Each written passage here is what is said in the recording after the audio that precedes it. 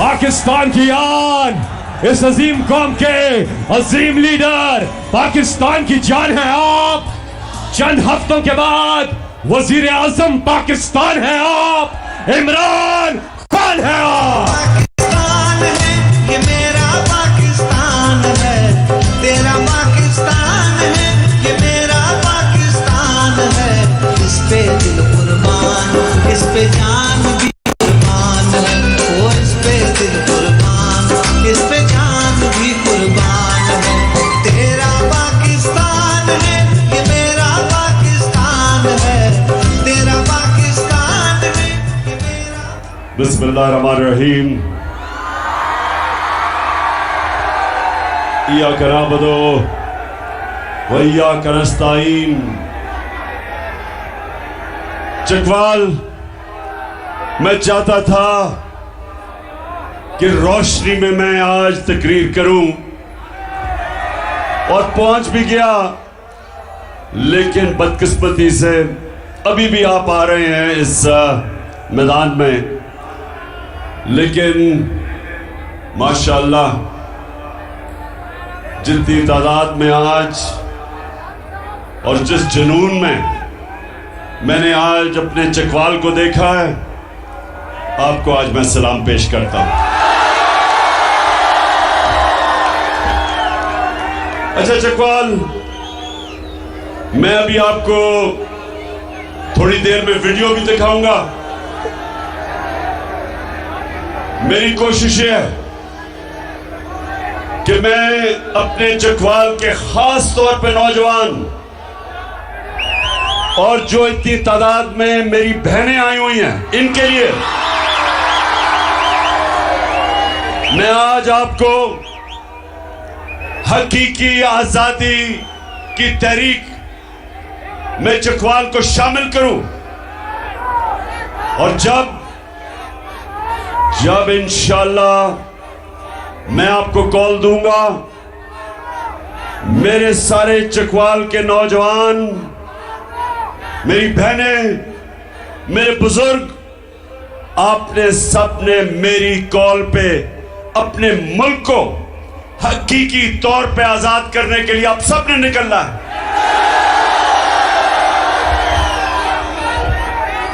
पहले तो मैं आपको खुशखबरी सुनाऊं। कल रात मैंने एक टेलीथॉन किया, सैलाब के जो मुतासरीन हैं उनके लिए पैसे इकट्ठे करने के लिए। यह तीसरा टेलीथॉन था। और चकवाल, आपको हैरत होगी कि 3 टेलीथॉन में मेरी कौम ने 14 अरब रुपया मुझे दिया।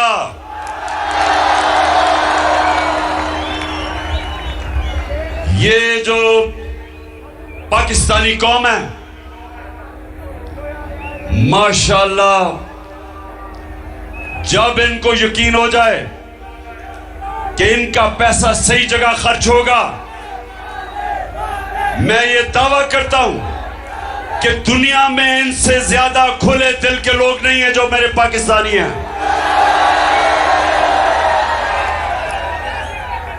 तीन टेलीथॉन मतलब के 8.5 घंटे में 14 अरब रुपया, 14 अरब रुपया मेरी कौम ने उनके लिए इकट्ठा किया। आओ हम सब साथ चले, मुश्किल हो या आसानी, हाथ में डाले हाथ चले। धड़कन है पंजाब मगर दिल अपना मेहरान है। अच्छा अब जरा सुनना है आपने। एक मैं पहले संजीदा बात से शुरू करना चाहता हूं। इस वक्त हमारे जो खास तौर पे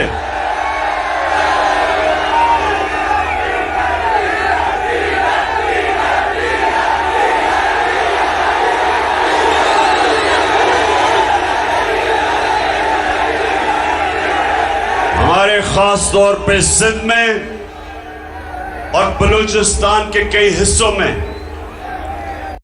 ऐसे हमारे पाकिस्तानी हैं जो बहुत मुश्किलों का सामना कर रहे हैं। और खास तौर पे मुझे खौफ है कि सिंध जिधर पानी खड़ा हो गया उधर लोगों की फसलें तबाह हुई, मकई तबाह हुई, चावल तबाह हुआ, जो उन्होंने अपने घरों में दाने रखे हुए थे, बीज रखे हुए थे, वो बह गए। और खौफ ये है कि क्योंकि पानी खड़ा है तो वो गंदम की फसल भी नहीं उगा सकेंगे। इसलिए ये हमारे पाकिस्तानी बहुत मुश्किल में है। और इनकी सबसे बड़ा जो वजह कि आज पानी खड़ा है कि ये जो हुकूमत है सिंध की पीपल्स पार्टी की 14 साल से सिंध में बैठी है। इन्होंने अभी तक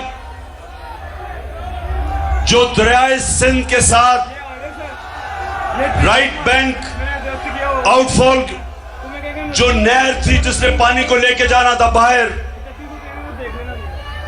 जो हमारी हुकूमत थी जब फेडरल गवर्नमेंट, हमने वापडा ने हमारे नीचे 7 तक ये नहर पूरी कर ली, लेकिन 7 से आगे जो सिंध हुकूमत ने लेके जानी थी वो पूरी नहीं हुई, जिसकी वजह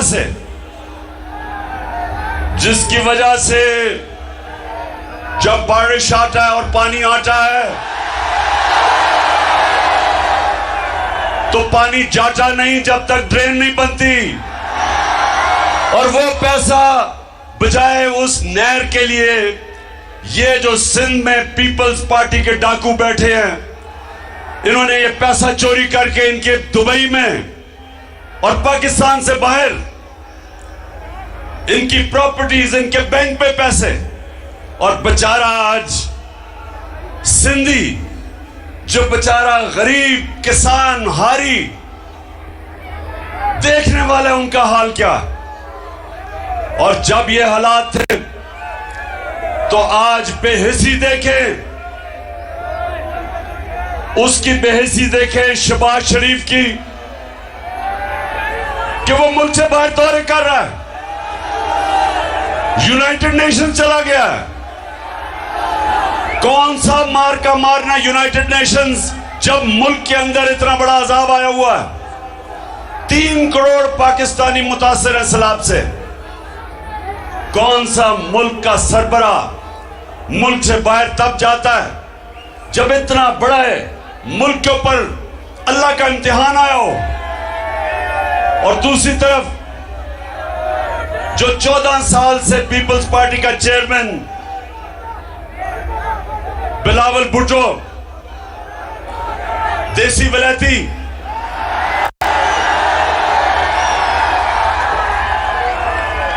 वो भी मुंह उठा के चला गया, बाहर चले गए हैं। और बाहर ये जाके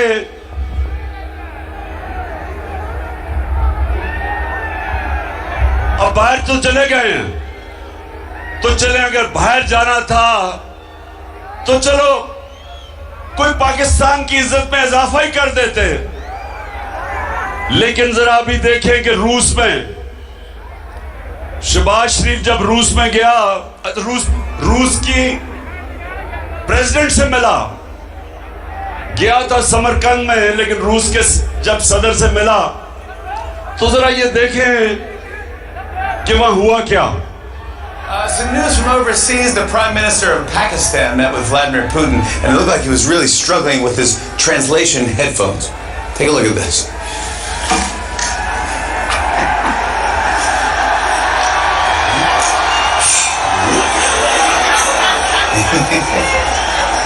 Yep. Уважаемый господин премьер-министр,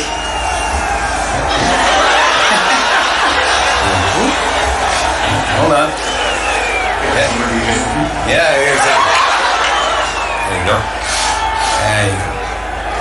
There we go. уважаемый господин премьер-министр, идет перевод. Нормально?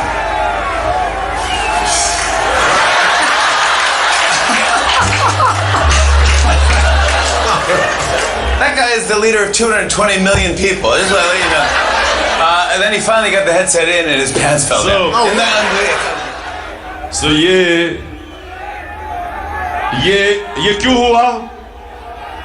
क्योंकि जब एक आप इंपोर्टेड प्राइम मिनिस्टर को लेके आते हैं साजिश के तहत, और जो साजिश करते हैं, जो बाहर से जिन्होंने इसको हमारे ऊपर मुसल्लत किया, उन्होंने इसलिए मुसल्लत नहीं किया कि ये पाकिस्तानियों की खिदमत करेगा, उन्होंने इसलिए किया कि वो उनके सारे हुक्म मानेगा। तो लिहाजा जैसे ही सदर पुतिन को मिला तो ये जो आपने हाल देखा, ये इसकी वजह क्या थी? काम पे टांग रही थी।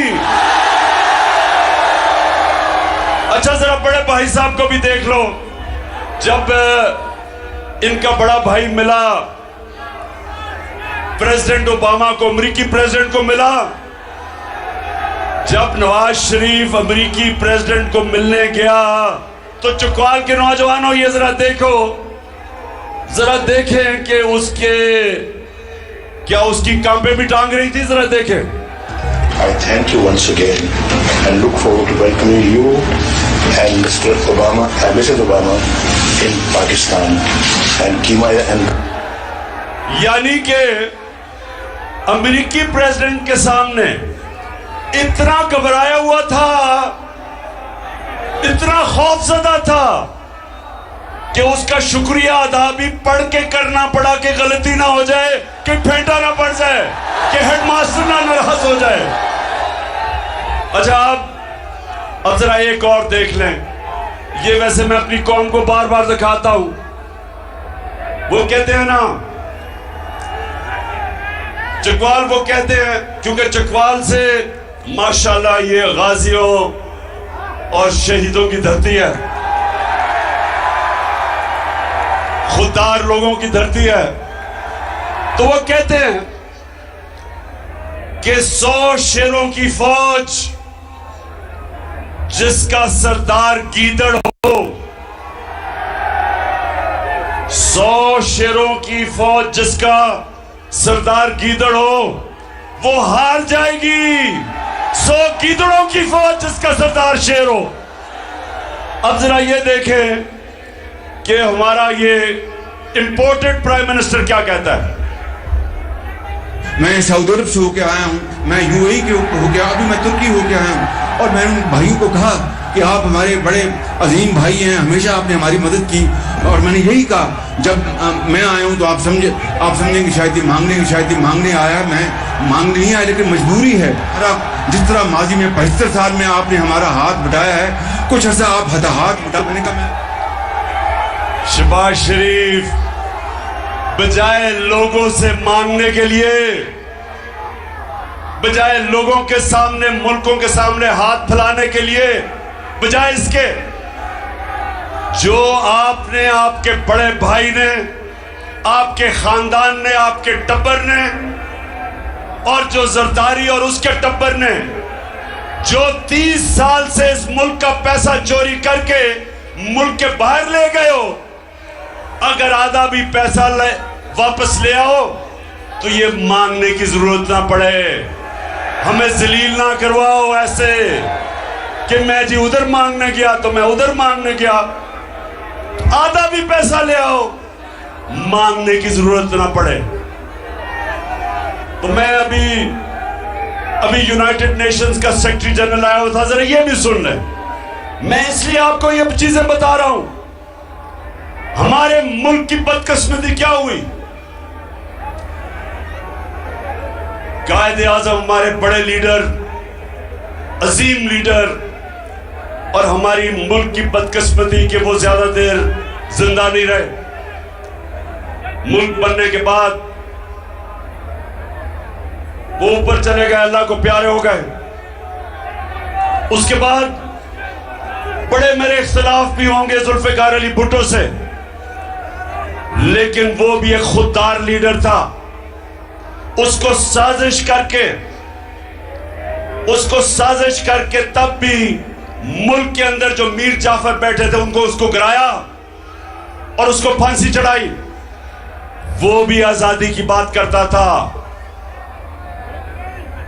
और उसके बाद ये जो इंपोर्टेड प्राइम मिनिस्टर आया साजिश के तहत, बैरूनी साजिश, और यहां हैंडलर जो लेके आए। अब ये देखें, ये मैंने सारी दुनिया फिरा हूं, अपनी मेरी उम्र जितनी हो गई सारी दुनिया देखी है। मैंने कभी किसी प्राइम मिनिस्टर को ये बातें नहीं करते देखा जो इसने यूनाइटेड नेशंस का जो सेक्रेटरी जनरल अभी आया हुआ था एंटोनियो गुटेरेस, उससे पैसे मांग रहा था, उसे पैसे मांग रहा था। जरा ये सुने वो क्या कहता है। General Secretary, and I assure you, whatever support we get from your institution and through your institution, I give you my word of honor, along with all these ladies and gentlemen sitting on this table, ministers, general officers,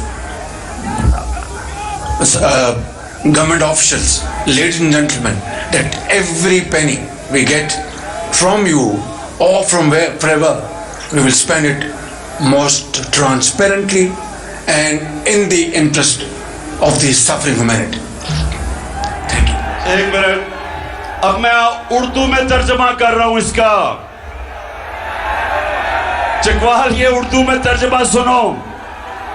वो ये कह रहा है कि secretary general Sahib, आप जो भी हमें पैसा देंगे या आप जो भी दुनिया से हमें पैसा इकट्ठा करके देंगे, मैं आपको यकीन दिलाता हूं कि वो हम पैसा चोरी नहीं करेंगे, दयानतदारी से खर्च करेंगे लोगों पे।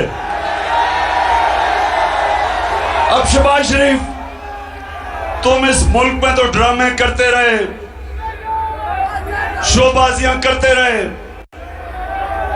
इश्तिहारों के अंदर तरक्की भी तुम्हारी होती रही, अरबों रुपया कौम ने खर्च किया, कौम का पैसा, टैक्स का पैसा आपने खर्च किया अपने इश्तिहारों में कि पंजाब स्पीड और जो भी आपने ड्रामे किए। अब आपका ख्याल है कि वो सेक्रेटरी जनरल को आप जब कह रहे थे कि सर हम आपका पैसा चोरी नहीं करेंगे, ठीक खर्च करेंगे, आपको ये नहीं पता कि यूनाइटेड नेशंस के सेक्रेटरी जनरल, उसने पूरी एक टीम बिठाई हुई है, जिस टीम का मकसद क्या है कि वो पता चलाए कि गरीब मुल्क गरीब क्यों हो रहे हैं और अमीर मुल्क अमीर क्यों हो रहे हैं। इसको कहते, एक पैनल मायशत के एक्सपर्ट्स, माहिरीन को बिठा के उन्होंने ये रिसर्च करवाई कि अमीर मुल्क अमीर क्यों हो रहे हैं और गरीब मुल्क गरीब क्यों हो रहे हैं। उस पैनल ने क्या 2 साल की रिसर्च के बाद किस नतीजे पे आए? उन्होंने कहा कि अमीर और गरीब मुल्क में फासले एक वजह से बढ़ रहे हैं कि गरीब मुल्कों के प्राइम मिनिस्टर वो क्या करते हैं कि वो मुल्क का पैसा चोरी करके, जिसको मनी लॉन्ड्रिंग कहते हैं, और वो मुल्क से बाहर ले जाते हैं और बड़े बड़े लंदन में बड़े बड़े महल खरीद लेते हैं और ऑफशोर अकाउंट्स में पैसा रख देते हैं। तो जब गरीब मुल्कों के अपने बड़े बड़े ओहदेदार उसी मुल्क का जब पैसा चोरी करके बाहर लेके जाते हैं, मुल्कों का दिवालिया निकल जाता है।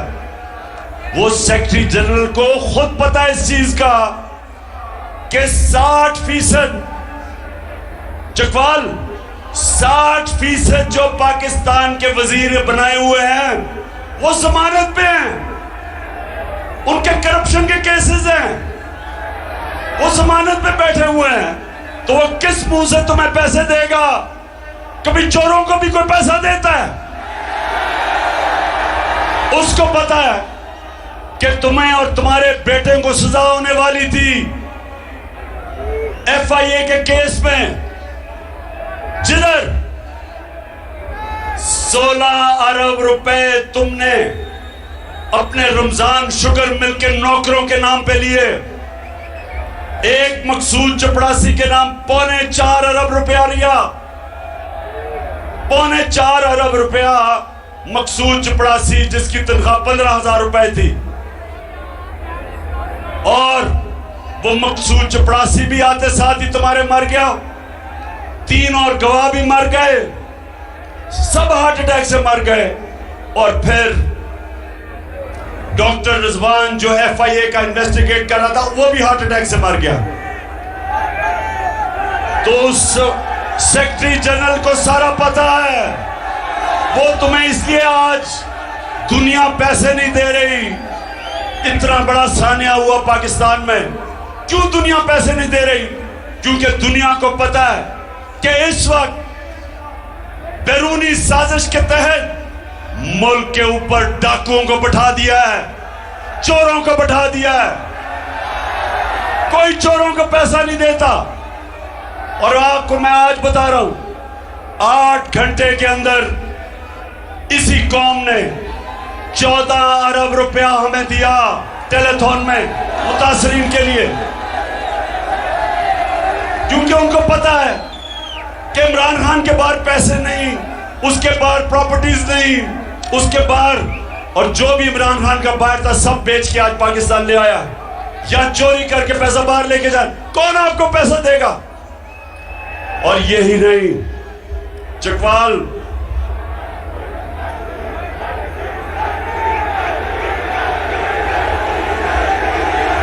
क्या समझ नहीं आई? समझ नहीं आई? अच्छा चकवाल, तुम तैयार हो ना सारे? मैंने तुम्हें कॉल देनी है, आपने मेरे साथ इन चोरों को शिकस्त देने के लिए निकलना है।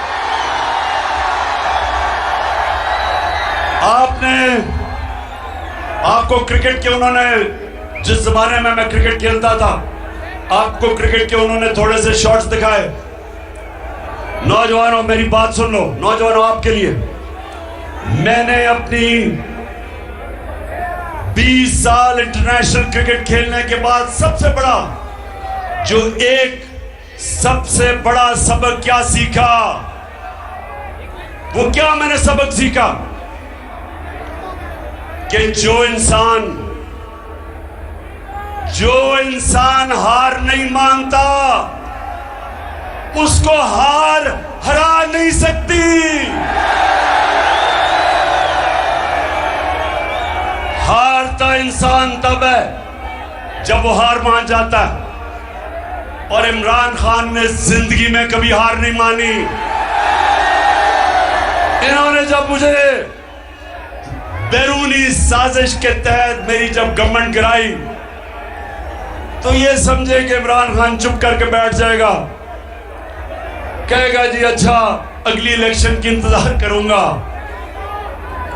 इनको ये पता होना चाहिए था कि इमरान खान अपने पैर पे खड़ा होके इस मुल्क की, अगर इस मुल्क की क़यादत पे पहुंचा था तो अपने पैर पे खड़ा होके पहुंचा था। वो किसी एस्टेब्लिशमेंट की नर्सरी के अंदर नहीं पाला गया था। वो नवाज शरीफ की तरह जनरल जनानी के घर पे सरिया लगाते लगाते नहीं चीफ मिनिस्टर और प्राइम मिनिस्टर बना था। 22 साल मेहनत की। थोड़े से लोग थे मेरे साथ, मैं याद है पहली दफा 26 साल पहले चकवाल आया, थोड़े से लोग थे, थोड़े 10, 15, 20, 50 लोग से शुरू किया।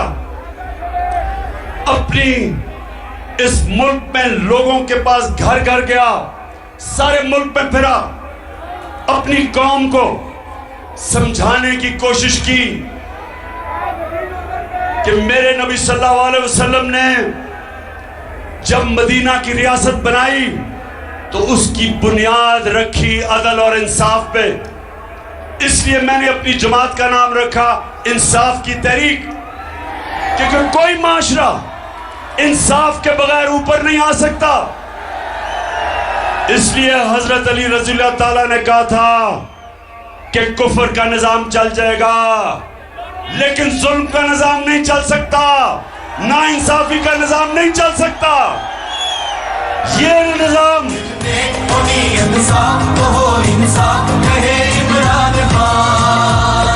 तो चली है अब तहरीक के होगा ठीक पाकिस्तान। दिल में होनी इंसाफ। मेरे नबी सल्लल्लाहु अलैहि वसल्लम दुनिया के सबसे अजीम लीडर ने क्या कहा कि वो कौम है। चकवाल ये जरा आज मेरी बड़ी गौर से आपने बात सुननी है, क्योंकि उसके बाद मैं तहरीक में निकलने लगा हूं। मैं ये कभी इन चोरों को तस्लीम नहीं करूंगा, कभी मैं इन चोरों को तस्लीम नहीं करूंगा। जब तक मेरे में खून है मैं इनका मुकाबला करूंगा, और जो भी इनके पीछे समझ रहे हैं कि ये कौम चोरों को तस्लीम करेगी, उनका भी मुकाबला करूंगा, कभी हार नहीं मानूंगा। मेरे नबी सल्लल्लाहु अलैहि वसल्लम ने कहा था, चकवाल नौजवानों, ये आपके लिए खास तौर पे मेरा काम है आपकी तरबियत करना। मैं आपका बाप की तरह हूं, और मैं जिस तरह अपने बेटों को समझाता हूं कि आपके सामने दो रास्ते हैं। जब आप नमाज पढ़ते हैं तो सिर्फ अल्लाह से आप मांगते हैं वो रास्ता जिस पे अल्लाह ने लोगों पे नेमतें बख्शी। आप अल्लाह से कहते हैं वो रास्ता नहीं जो तबाही का रास्ता है। आप सबके सामने दो रास्ते हैं। एक रास्ता है कि इन चोरों की हम गुलामी करें, यह तबाही का रास्ता है। दूसरा रास्ता है कि हम अपने नबी सल्लल्लाहु अलैहि वसल्लम की सुन्नत के ऊपर चलते हुए राय हक पे खड़े हों। अमर बिल मारूफ जो कुरान में अल्लाह में हुक्म देता है कि अच्छाई के साथ खड़े हो और बुराई के खिलाफ जहाद लड़ो। अगर आपके कैबिनेट 60% लोग चोरी के ऊपर जमानत पे हो, आसिफ जरदारी जैसा डाकू, मुल्क का बड़ा डाकू, वो और उसका देसी वलैती बेटा अगर वो आज वजीर हो, और शहबाज शरीफ जैसा डाकू अगर वो आज हमारा प्राइम मिनिस्टर हो, तो मेरी कौम सुन लो, आपका कोई मुस्तकबिल नहीं है। 5 महीने में इन्होंने क्या किया पाकिस्तान के साथ, जरा गौर से सुनो। मैं आपको अदाद और शुमार बता रहा हूं कि इस मुल्क से हुआ क्या है 5 महीनों में। जब इन्होंने हमारी हुकूमत कराई और इन्होंने सबने एक बात कही कि जनाब महंगाई बहुत बढ़ गई, इमरान खान से महंगाई कंट्रोल नहीं हो रही। इनके साथ इनके लिफाफे सहाफी जो पैसे लेके अपने जमीर बेचते हैं, और वो मीडिया हाउस, और आपको सबको पता है वो मीडिया हाउस जिसको पैसे दे के जो मर्जी मुल्क के खिलाफ करवाना हो करवाओ, चोरों को भी चोरी भी बचाने के लिए तैयार। इन सबको इन्होंने मिला के हमारे खिलाफ, मेरे खिलाफ प्रोपेगेंडा किया कि माइशत तबाह हो गई, महंगाई आसमानों पे चली गई, महंगाई मार्च कर दी। देसी वलैती बिलावल ने महंगाई मार्च कर दी। फजल रहमान डीजल ने 2 धरने दे दिए।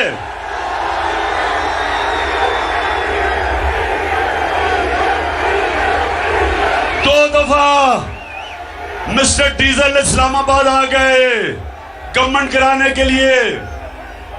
कोई FIR नहीं काटी, कोई रास्ते नहीं रोके, कोई तशद्दुद नहीं किया। हमने कहा तुम्हारा जमहूरियत आ जाओ। जब आप जरा गौर से एक एक चीज नोट करें, जो मैं कह रहा हूं जिनको अपना फोन, मोबाइल फोन इस्तेमाल करना आता है, आप गूगल करके सारी आप चीज चेक कर सकते हैं कि मैं सच बोल रहा हूं या नहीं। जिस दिन इन्होंने अदम एतमाद किया हमारे ऊपर, जिस दिन उन्होंने अदम एतमाद किया, तो डॉलर पाकिस्तान में 178 रुपए का था। फिर से सुन लो, $1 पाकिस्तान में उसकी कीमत 178 रुपए की थी। उस वक्त पेट्रोल और डीजल 150 रुपए लीटर था। नोट कर लो, ये 150 रुपया लीटर पेट्रोल और डीजल। आलमी मंडी में तेल $103 का था। आज आलमी मंडी में तेल $93 का है, $10 कम है। आज डीजल 150 रुपए से पहुंचे 250 रुपए पे, 100 रुपया महंगा। आलमी मंडी में तेल कम, डीजल ज्यादा। पेट्रोल आज 80 रुपया ज्यादा महंगा, जबकि तेल कम इंटरनेशनल मंडी में। बिजली, जिन जिन के पास बिजली के बिल आए हैं, सुनो, हम 16 रुपए यूनिट पे बिजली हमारे जमाने में थी, आज 36 रुपए यूनिट पे, और टैक्स मिला के 50 रुपए यूनिट से भी ऊपर चली गई है। 3 गुना ज्यादा बिजली की कीमत बढ़ गई है। गैस, ये सर्दियों तक IMF कह रहा है 250% ज्यादा बढ़ने वाली है। महंगाई, आटा 55 रुपए किलो था, आज 100 रुपए किलो से ऊपर चला गया और कई जगह मिल ही नहीं रहा। चावल, मैं ख्वातीन बैठी है, इनको सब पता ही है मैं क्या कह रहा हूं। चावल क्या 100 रुपए से 220 रुपए पे। सुनते जाए, ये वही 5 महीने के अंदर जिन्होंने कहा था कि महंगाई कम करें, सुने आज अवाम के ऊपर क्या गुजर रही है। आज सारे लोग महंगाई के अंदर पिसे हुए हैं। और कितने वो अखबार जो हमारे जमाने में और ये जो मीडिया लोगों को कहते थे महंगाई है, आज क्यों चुप हो? बताओ लोगों के ऊपर क्या गुजर रही है आज। और अब दूसरी बात सुने जरा पाकिस्तानियों, मैं चाहता हूं आपको पता चले कि कितनी बड़ी साजिश हुई है आपके मुल्क से। ये जो इन्होंने अमेरिकियों के साथ मिलके, यहां के गद्दारों ने जो साजिश की, सारी कौम को पता होना चाहिए उन्होंने क्या क्या हमारे साथ। हम जब, और ये एक माइशत के ऊपर हर साल हुकूमत एक पेपर प्रिंट करती है जो माइशत का जायजा लेती है, और उसको कहते हैं economic journal of Pakistan, economic survey of Pakistan. वो क्या कहती है? वो इस हुकूमत ने इकोनॉमिक सर्वे प्रिंट की, इस हुकूमत ने, हमने नहीं की। वो क्या कहती है?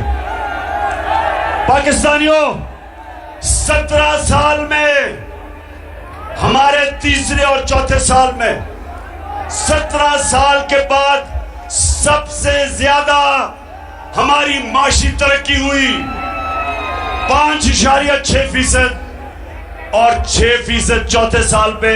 ये 17 साल के बाद मुल्क की माशियत ऊपर गई। हमारी 17 साल के बाद इंडस्ट्री, सनत 11% के ऊपर आगे बढ़ रही थी। हमारे किसानों के पास, कभी किसानों के पास इतना पैसा नहीं आया जो हमारे आखिरी 2 साल में आया। 4 बड़ी फसलों की रिकॉर्ड पैदावार थी। 4 बड़ी फसलों की रिकॉर्ड पैदावार थी। गन्ने के जो बेचारे किसान थे, हमने शुगर माफिया से उनको पूरी कीमत लेने दी, पूरा पैसा दिलवाया। हमने खादें नीचे रखी। ट्यूबवेल पे हमारे दौर पे यूनिट 8.5 रुपए यूनिट था, आज 36 रुपए यूनिट है। किसानों का इन्होंने माशी कत्ल कर दिया। डीएपी 8,000 हमारे दौर में आज 14,000 है। पोटाशियम 4,000 हमारे दौर में थी, आज वो 16,000 पे चली गई है। महंगाई आसमानों पे, बिजली आसमानों पे, इंडस्ट्री बंद हो रही है, एक्सपोर्ट्स गिर रही हैं, बेरोजगारी बढ़ रही है। और मैं आज सवाल पूछता हूं, हर उस गद्दार ने, हर गद्दार से सवाल पूछता हूं जो ये इंपोर्टेड चोरों की हुकूमत जिन्होंने हमारे ऊपर मुसल्लत की। आज हमारा रुपया गिर रहा है।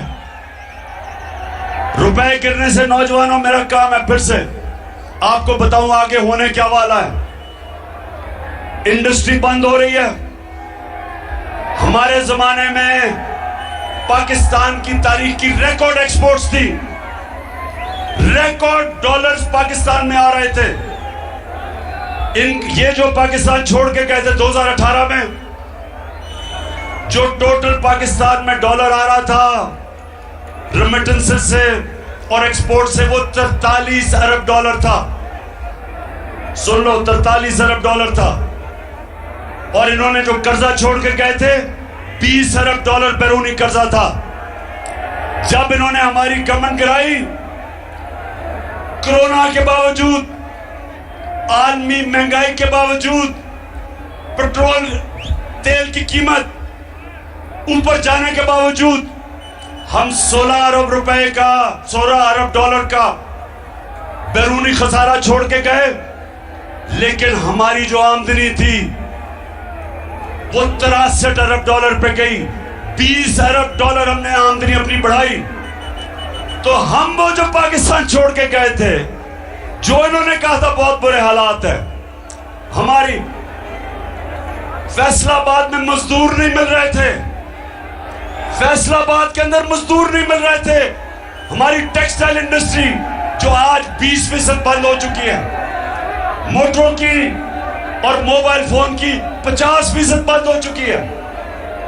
तो मैं आज पूछता हूं हर उस गद्दार से कि जिन्होंने पाकिस्तान से ये जुल्म किया है, ये कौम भी आपको माफ नहीं करेगी और अल्लाह भी आपको माफ नहीं करेगा। जो गरीब की तकलीफ है आज, जो आज महंगाई में हमारी अवाम पिस रही है, जो गरीब की तकलीफ है, कोई माफ नहीं करेगा। और मैं अब एक और चीज के ऊपर, चकवाल सुन लो जरा, ये मैं अब अपनी तकरीर की खत्म करने पे जा रहा हूं, लेकिन बड़ी जरूरी आपसे बात करनी है पहले, और वो ये कि मैंने कहा, चकवाल सुनो जरा, मैंने कहा कि जो आर्मी चीफ है उसको मेरिट के ऊपर सिलेक्शन होना चाहिए। मैं समझता हूं कि वो कौम, जिस कौम में मेरिट होती है, वो हमेशा आगे निकल जाती है उन कौमों से जिधर मेरिट नहीं होती। एक क्रिकेट टीम जो मेरिट पे सिलेक्ट होती है, वो हरा देगी उस टीम को जो उसके, जिस मुल्क की आबादी ज्यादा भी हो, लेकिन जिधर सिफारशी आ जाते। तो मैंने जब ये कहा कि आर्मी चीफ को मेरिट पे सिलेक्ट करना चाहिए, और मैंने कहा कि ना जरदारी और नवाज शरीफ ये कभी मेरिट पे सिलेक्ट नहीं किसी को कर सकते। क्योंकि इनके ज़हन में इनको मेरिट का मतलब ही नहीं पता। जो तो उनको अपने खानदान के अलावा कोई नजर ही नहीं आता। अब मुझे यह बताएं, पीपल्स पार्टी अगर जरदारी अपने देसी विलायती बच्चे को पार्टी का चेयरमैन बना देगा, जो अभी तक उर्दू भी नहीं सही बोल सकता, बारिश आता है पानी आता है, 14 साल हो गए, उसका क्या मुकाबला है? इत्तेजाज आसन जैसे दानिश्वर, एक पुराना मंजा हुआ पॉलिटिशियन, बिलावल का क्या मुकाबला उससे? अगर मेरिट होती तो ना जरदारी ना बिलावल पीपल्स पार्टी का चेयरमैन होते, इत्तेजाज आसन होता। और अगर दूसरी तरफ मेरिट होती तो नवाज शरीफ की, ना शहबाज शरीफ का बेटा हमजा, जिसको कुकड़ी भी कहते हैं, तो रोक लो, तब्दीली आई रे, तब्दीली आई रे, तब्दीली आई रे, भूखा लकर टोका देता है दुहाई रे, तब्दीली आई रे, तब्दीली आई रे। तो ना हमजा ने पंजाब का वजीर आला बनना था और ना मरियम बीबी ने बनना था नून लीग की शहजादी। वो शहजादी बनी हुई है। चौधरी निसार पुराना मंजा हुआ सियासतदान, वो नून लीग से अलहदा इसलिए हुआ कि कहां चौधरी निसार और कहां मरियम। मेरिट की समझ ही नहीं है इनको। पहले तो इनको मेरिट की नहीं समझ, इन दोनों को, चोरों को। दूसरा, इनका अरबों डॉलर मुल्क से चोरी करके बाहर ले गए हैं। इनके पैसे बाहर पड़े हैं। इनके बड़े बड़े जो महल्लात हैं, इनके जो ऑफशोर अकाउंट्स में पैसे पड़े हैं, जिधर इनके पैसे पड़े हैं, ये उन लोगों के गुलाम हैं। ये कभी इस मुल्क की आजादी के लिए नहीं खड़े हो सकते, क्योंकि जिन मुल्कों के अंदर इनके पैसे पड़े हैं, उन मुल्कों के ये गुलाम इसलिए हैं कि वो जब चाहे इनको पकड़ सकते हैं, क्योंकि ये बता ही नहीं सकते कि पैसा किधर से आया। अभी तक जो 4 बड़े बड़े महलात इन्होंने लंदन में लिए हुए हैं, और या इसके बेटे ने 10 अरब के हसन शरीफ घर में ठहरा है, एक रसीद नहीं बता सकते कि पैसा किधर से आया, क्योंकि पाकिस्तानियों आपका चोरी किया हुआ पैसा बाहर गया। तो ये चोर जरदारी, जिसके ऊपर किताबें लिखी हुई हैं चोरी पे, जिसके ऊपर बाहर के अखबारों में मजमून आए हुए हैं इनकी चोरी पे, क्या ये पाकिस्तान का आर्मी चीफ, क्या ये सिलेक्ट करेंगे? बताओ, इनको आप देंगे सिलेक्ट करने के लिए? और फिर नवाज शरीफ मफरूर है। नवाज शरीफ झूठ बोल के मुल्क से बाहर गया है। मुशर्रफ के दौर पे भी ये झूठ बोल के बाहर गया था, कहता था मैंने कोई मुआहदा नहीं किया। फिर सऊदी शहजादा आया और उसने पाकिस्तान में मुआहदा दिखाया कि इसने 10 साल का मुआहदा करके बाहर भागा था। अब फिर झूठ बोल के जी वो नवाज शरीफ, उसकी सेहत इतनी खराब है, फिर बाहर भाग गया। और शहबाज शरीफ ने एफिडेविट दिया था अदालत में कि ये वापस आएगा, कि बीमार है। झूठा भी है, डाकू भी है, मफरूर भी है, बुज़दिल भी है। तो क्या ये आर्मी का चीफ ये सिलेक्ट करेगा? सितम के कोहे गरा, रूई की तरह उड़ जाएंगे, हम महकूम के पांव तले। मैं आज अपने DGISPR से ये जरूर सवाल पूछूंगा कि आपने कम से कम समझ तो जाना था मैं क्या कह रहा हूं। आज सारी कौम मेरे साथ खड़ी है कि इन चोरों को कभी सिलेक्ट नहीं करना चाहिए पाकिस्तान का आर्मी चीफ। और जरा मैं अब आपको थोड़ी सी जरा वीडियो दिखा दूं, क्योंकि जो नवाज शरीफ ने जिसको सिलेक्ट किया है अपनी बेटी को, बेटी ने 1 घंटा जिंदगी में काम नहीं किया, 1 घंटा जिंदगी में काम नहीं किया, उसको पता ही नहीं है मेहनत क्या। बेटी की जो सबसे बड़ी, नवाज शरीफ की बेटी की जो सबसे बड़ी क्वालिटी है, उसकी जो सिफ्त है वो ये है कि झूठ बोलने में उसने PhD ली हुई है।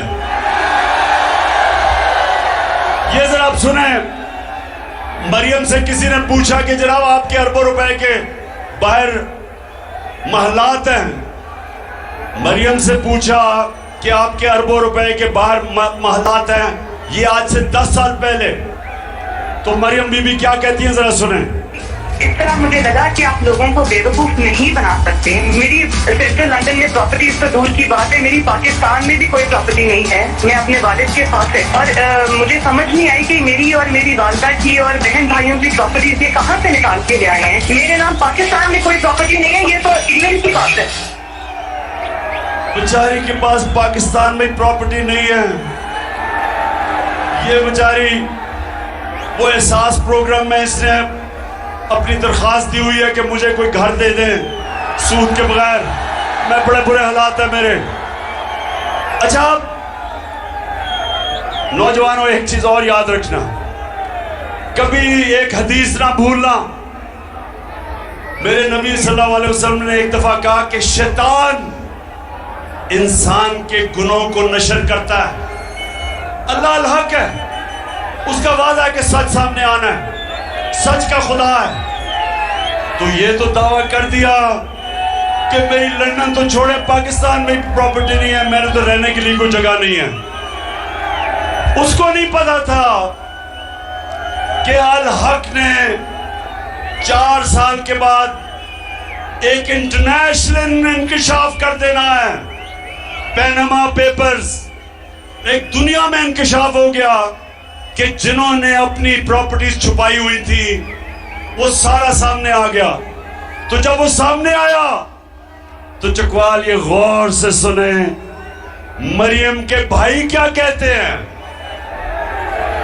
बात को तस्लीम करता हूँ कि अल्हम्दुलिल्लाह पाक लेन के ऊपर जो अपार्टमेंट्स हैं वो अल्हम्दुलिल्लाह हमारे हैं। मैं इस बात को तस्लीम करता हूँ कि उनको ऑफशोर कंपनीज नेस्कॉल लिमिटेड और नीलसन लिमिटेड जो है उनको ओन करती हैं। और मैं आपको ये भी अर्ज करता हूँ उनको होल्ड कर रही है इस वक्त मरियम नवाज शरीफ, मेरी हमशीरा जो है।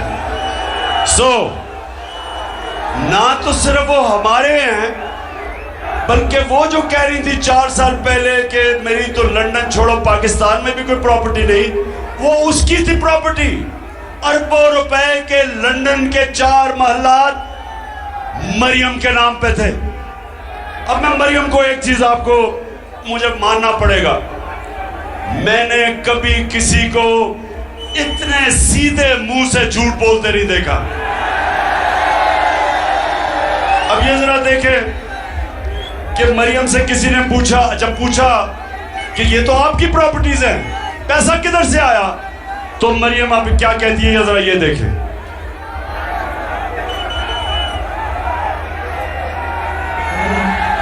वो एक अरबपति दादा के पोते हैं,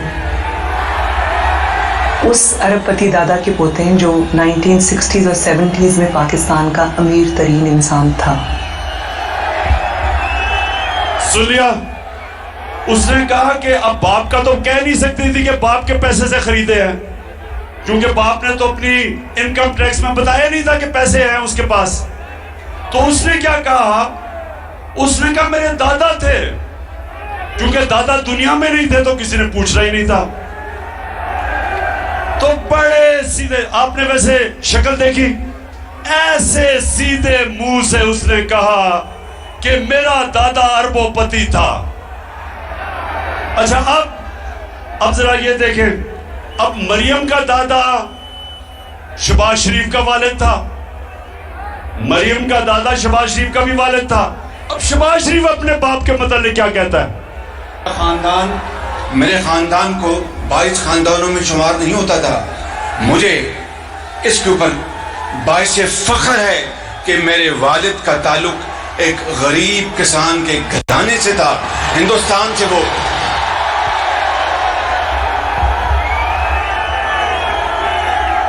तो मेरी बहनें आप देख रही हैं, बहनें देख रही हैं कि एक इतना बड़ा झूठ बोलो लेकिन एक लाइन भी टस से मस ना हो। ऐसे सीधे मुंह से झूठ मैंने कभी किसी को बोलते नहीं देखा। ट्रिपल PhD है वैसे झूठ बोलने की वो।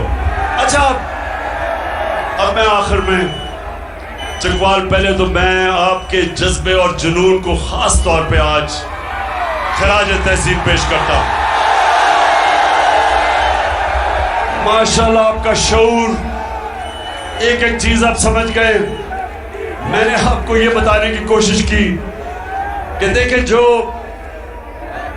मुल्क ऊपर जाते हैं, ये प्लीज ये बात सुन लें, एक वो आपके सामने पाकिस्तानी खड़ा है, सारी दुनिया देखी है जिसने।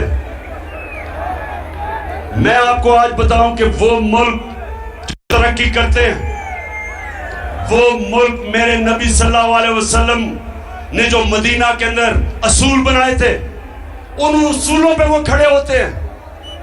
उन मुल्कों के अंदर कानून की बालादस्ती है, उन मुल्कों में अदल और इंसाफ है, और उनके जो शहरी हैं वो अमर बिल मारूफ पे चलते हैं, हक के साथ खड़े होते हैं, अच्छाई के साथ खड़े होते हैं और बुराई के खिलाफ जिहाद करते हैं।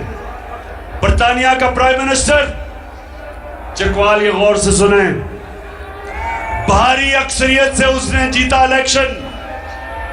बोरिस जॉनसन, चकवाल के लोगों, बोरिस जॉनसन लंदन में जब इंग्लैंड में इलेक्शन जीता भारी अक्सरियत से, उससे एक गलती हो गई। जब कोरोना के दौर पे उन्होंने कहा कि लोगों को फासले रखने हैं, लोगों को जमा नहीं होना, उससे गलती ये हो गई कि अपने ऑफिस के बाहर एक दिन उसने अपने ऑफिस के लोग जमा कर लिए। पाकिस्तान में ये अखबार में भी खबर ना आती। लोगों ने सवाल पूछा कि आप लोगों को कह रहे हैं कि फासले रखो, सोशल डिस्टेंसिंग करो, लेकिन आपने अपने ऑफिस के लोगों से क्यों इकट्ठा करके मुलाकात की जब लोगों को आप कह रहे हैं कि फासले रखो? मेरे पाकिस्तानियों, इस चीज के ऊपर उसको रिजाइन करना पड़ा। इस चीज में या 16 अरब रुपए का डाका मारा है और उसको वजीर आजम बना दिया, उसके बेटे को बना दिया। एक बेटा मफरूर उसका बाहर भागा हुआ है, नवाज शरीफ के 2 बेटे बाहर भागे हुए हैं, और आज हम तस्वीर देख रहे हैं कि शहबाज शरीफ नवाज शरीफ को मिलके तय कर रहे हैं कि पाकिस्तान का आर्मी चीफ कौन होना चाहिए। इससे ज्यादा चकवाल, इससे ज्यादा इस हमारे मुल्क की क्या तौहीन हो सकती है कि ये चोर फैसले करें इस मुल्क के ऊपर? क्या मुस्तकबिल हो सकता है? आपका क्या मुस्तकबिल हो सकता है कि चोर ऊपर बैठ जाए? एक फैक्ट्री के ऊपर आप चोर बैठा दें, फैक्ट्री बंद हो जाएगी। मुल्क किस तरह चल सकता है? और ये जो लोग समझते हैं कि हम चुप करके या डराने धमकाने से हम चल जाएंगे और हम इनको कबूल कर लेंगे। मीडिया के ऊपर, मीडिया पे पाबंदियां, जो इमरान खान को मीडिया दिखाता है उसको बंद करते हैं, जो सहाफी हमारी राय देखता है या हमारे प्रो होता है, उसको बंद करते हैं। इमरान रियाज जैसे आदमी को जेल में डाला, अशरफ शरीफ जैसे एक गैरतमंद, एक मुहिब वतन पाकिस्तानी को मुल्क से बाहर भगा दिया, साबिर शाकिर को बाहर भगा दिया। एयाज अमीर, आपके चकवाल का एयाज अमीर, उसको इन्होंने जलील करने की कोशिश की। समी इब्राहिम, सिर्फ उनका कसूर यह था कि वो उनमें जुर्रत थी राय हक पे चलने के लिए। डराना शहबाज गिल से जो इन्होंने किया, नंगा करके उसको मारा, जेल में बंद करके तशद्दुद किया, और मेरे ऊपर दहशतगर्दी का मुकदमा बना दिया, सिर्फ इसलिए कि मैं कह रहा हूं कि जिन लोगों ने, जो भी जिम्मेदार थे, शहबाज शरीफ को जब तशद्दुद किया गया, कस्टोडियल टॉर्चर की गई, उसके ऊपर हम कानूनी कार्रवाई करेंगे। मेरे ऊपर दहशतगर्दी का पर्चा बना दिया। जो सारे सुन ले हो, आज मेरी आज गौर से बात सुन लो। मैं अगर इन हरबों से अगर आपका ख्याल है कि मैं पीछे हट जाऊंगा, जो लोग मुझे 50 साल से जानते हैं, जो मुझे जानते हैं, उनको ये पता है कि जितना ये करोगे उतना और जोर से मैं आपका मुकाबला करूंगा। फिर से तू अड़ जा, फिर से तू डट जा, फिर से वो बल्ला घुमा।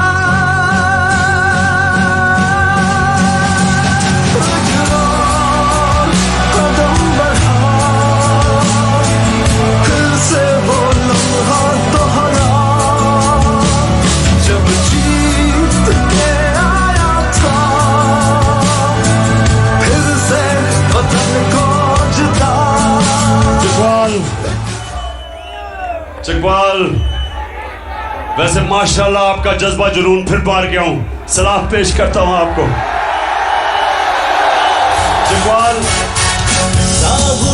है सारा वतन साथियों।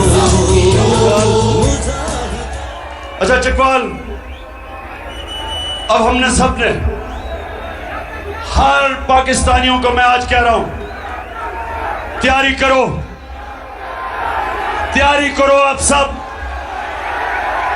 और मैं सियासत की बात नहीं कर रहा, मैं हकीकी आजादी की बात कर रहा हूं,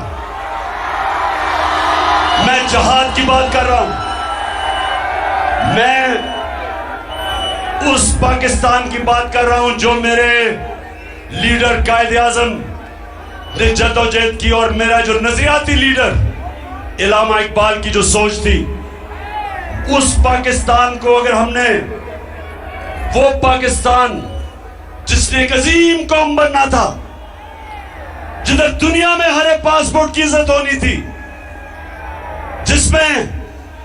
जिसका नारा था कि पाकिस्तान का मतलब क्या, ला इलाहा इल्लल्लाह, ए अल्लाह तेरे सिवा हम किसी के सामने नहीं झुकते, हम किसी अमेरिकी के सामने नहीं झुकते, हम किसी डाकू के सामने नहीं झुकते, हम खौफ के बुत के सामने नहीं झुकते। कूफा के लोगों को पता था कि हजरत इमाम हुसैन राय हक पे थे, कूफा के लोग जानते थे, लेकिन यजीद के खौफ की वजह से निकले नहीं। और इस्लाम की तारीख का सबसे बुरा सानिया हुआ, सबसे तकलीफ दे वाक़या हुआ, क्योंकि लोग डर गए, खौफजदा हो गए, ला इलाहा इल्लल्लाह को भूल गए।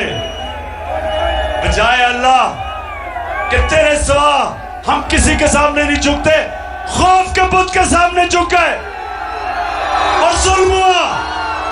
इस्लाम की तारीख का सबसे बड़ा सानिया हुआ। करूंगा। मैं आज अब पाकिस्तानियों को कह रहा हूं कि तोड़ दो ये खौफ के बुत को तोड़ दो। ये जो टेलीफोन आता है जी गुमनाम नंबर से धमकियां देने के लिए, वापस धमकियां दो उनको। जो डराता है वापस डराओ उसको। जो मिस्टर एक्स और मिस्टर वाई लोगों को धमकियां देते हैं, वापस धमकियां दो इनको। ये होते कौन है? ये होते कौन है आपको डराने वाले? आप हैं इस मुल्क की कौम, अवाम है मुल्क का। जो मुल्क की क़यादत अवाम का फैसला है। ये खुफिया नंबरों से डराना धमकाना कि जी हम ये कर देंगे वो कर दे, जो करना करो हम भी करेंगे।